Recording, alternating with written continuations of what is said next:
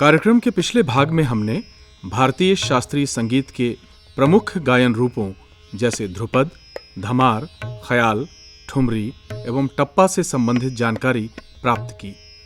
कार्यक्रम के इस भाग में हम भारत के सुप्रसिद्ध संगीतकारों से संबंधित जानकारी प्राप्त करेंगे।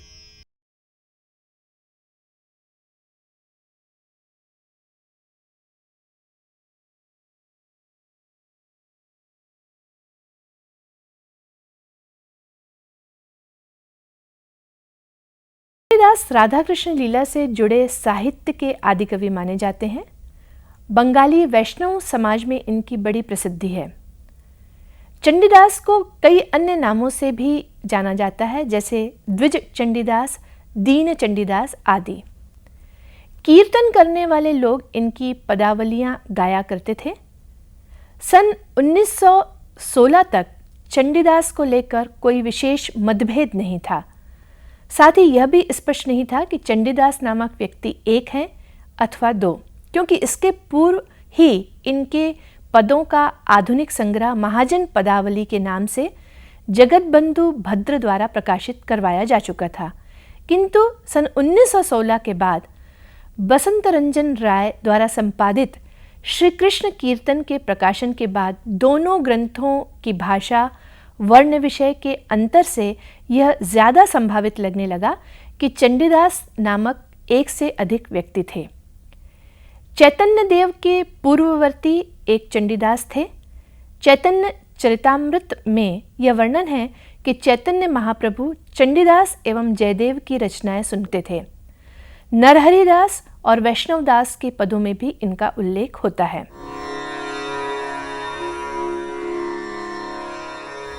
अमीर खुसरो बहुमुखी प्रतिभा संपन्न व्यक्ति थे।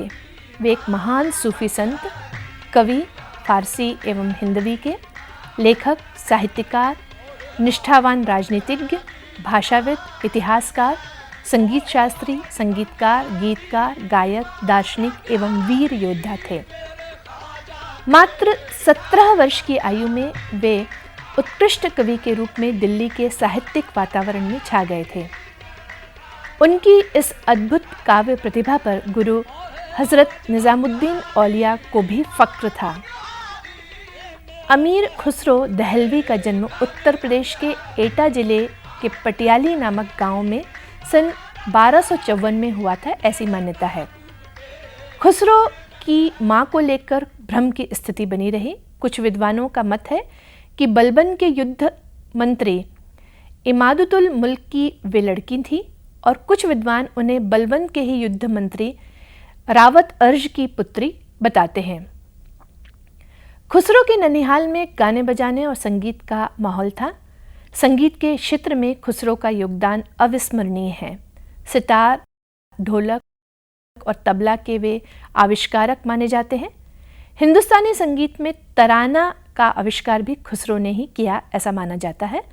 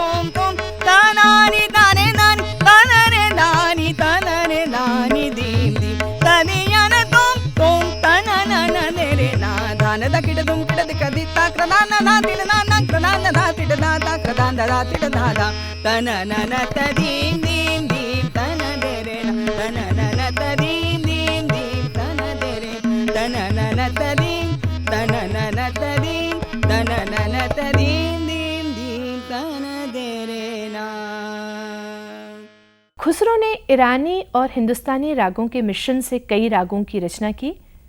उनके कई सांगीतिक शिष्य भी थे। ख्याल गायन शैली को भी उन्होंने स्थापित किया।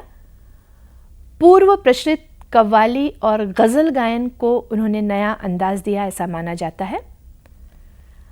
अमीर खुसरो का महत्व महज इसलिए नहीं है कि वे आधुनिक खड़ी बोली के प्रणेता थे, फारसी तुर्की भाषाओं के विद्वान थे या गज़ल कव्वाली या हिंदुस्तानी संगीत के प्रवर्तक थे, बल्कि यह कहा जा सकता है कि वे राष्ट्रीय एकता के प्रबल पक्षधर भी थे।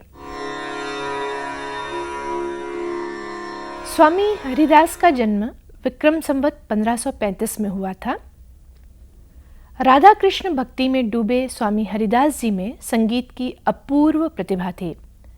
इस तरह वे भक्त कवि, शास्त्रीय संगीतकार, कृष्णोपासक एवं सखी संप्रदाय या हरिदासी संप्रदाय के प्रवर्तक थे। कहा जाता है कि प्रसिद्ध गायक तानसेन इनके शिष्य थे। अकबर के समय में संगीत कला कोविद माने जाते थे। इनके दर्शन करने स्वयं अकबर वृंदावन गए थे, ऐसा उल्लेख मिलता है। 16वीं शताब्दी के महान गायक तानसेन के गुरु भाई पंडित बैजनाथ का जन्म 1542 में हुआ था। बाल्यकाल से ही उनकी संगीत में रुचि थी। मध्य प्रदेश के चंदेरी स्थान से बैजनाथ का संबंध रहा है। बैजनाथ को बचपन में लोग बैजू कहकर पुकारते थे। अकबर के काल में बैजू बावरा की संगीत साधना चरमोत्कर्ष पर थी। बैजू बावरा के जीवन के बारे में बहुत सी किंवदंतियां हैं। ऐतिहासिक रूप से किसी भी मत की पूरी तरह पुष्टि नहीं होती। ऐसा कहा जाता है कि अकबर ने अपने दरबार में एक संगीत प्रतियोगिता रखी थी। इस प्रतियोगिता की शर्त यह थी कि अकबर के दरबार के 9 रत्नों में से एक तानसेन से जो भी सांगीतिक मुकाबला कर जीतेगा वह दरबारी संगीतकार होगा। हारने पर मृत्युदंड को प्राप्त करेगा। बैजू ने यह चुनौती स्वीकार की थी। हालांकि वे प्रतियोगिता में पराजित हुए थे, किंतु अकबर ने प्रसन्न होकर उन्हें अपने दरबार में रखा था। वे अकबर के दरबार से ग्वालियर आ गए थे। कुछ एक मत यह भी कहते हैं कि ग्वालियर के राजा मान सिंह के वे दरबारी गायक थे। विद्वान बैजू बावरा को स्वामी हरिदास का शिष्य भी मानते हैं, किंतु कुछ विद्वान ऐसा नहीं मानते। उनका मत है कि उन्होंने कुछ चीज़ें हरिदास से सीखी ज़रूर थी, लेकिन वे स्वामी हरिदास के विधिवत शिष्य नहीं थे।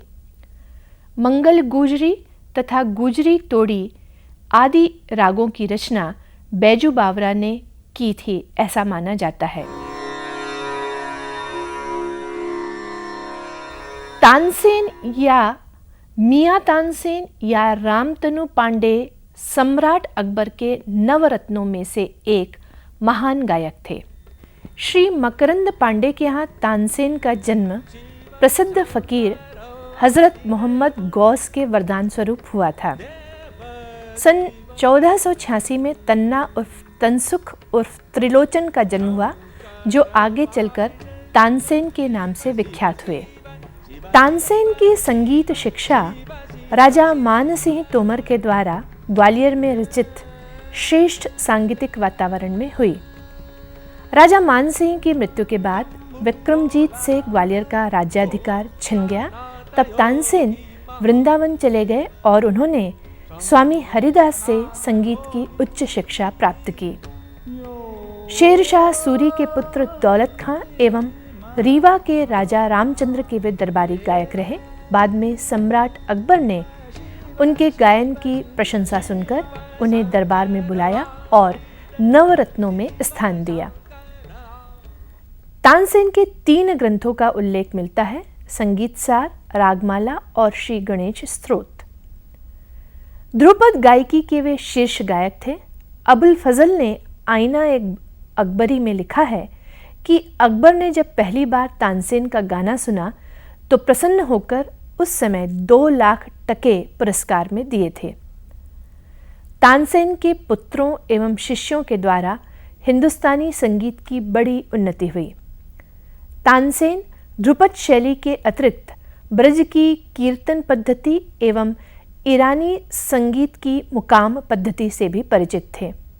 इन सब के समन्वय से उन्होंने नए रागों का आविष्कार किया, जिनमें मियाँ की मल्हार विशेष प्रसिद्ध है। इसके अतिरिक्त दरबारी कान्हड़ा और मियाँ की तोड़ी भी विशेष उल्लेखनीय हैं।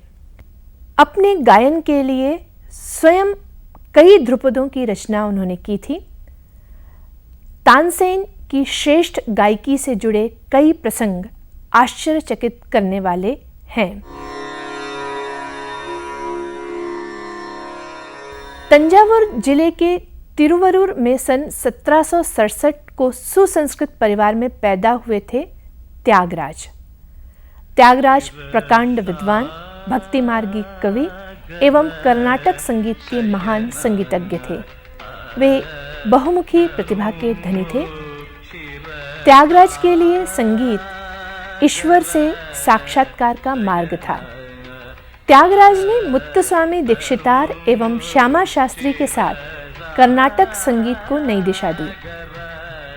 त्यागराज की संगीत प्रतिभा से तंजावुर नरेश काफी प्रभावित थे और उन्हें दरबार में शामिल होने के लिए उन्होंने आमंत्रित किया था, किंतु ईश्वर आराधना में डूबे त्यागराज ने इस प्रस्ताव को अस्वीकार कर दिया था। सैकड़ों गीतों के अलावा उन्होंने उत्सव संप्रदाय कीर्तनम और दिव्य नाम कीर्तनम की रचनाएं की। अधिकतर गीत तेलुगु में हैं और कुछ संस्कृत में। उन्हें सिर्फ संगीत एवं भक्ति से लगाव था। इन संगीताचार्यों के अतिरिक्त औरंगजेब के शासनकाल में जन्मे भारतीय संगीत के महत्वपूर्ण आचार्य सदारंग का उल्लेख भी आवश्यक है। सदारंग ने मुगल सम्राट बहादुर शाह तथा मोहम्मद शाह रंगीले के शासनकाल तक संगीत साधना करते हुए ध्रुपद के साथ ही साथ ख्याल शैली को भी प्रतिष्ठित किया। सन 1733 में जन्मे प्रसिद्ध सितार वादक रहीम सेन का संबंध सेनिया घराने से है। ध्रुपद, वीणा एवं ख्याल का समन्वय इनके द्वारा किया गया।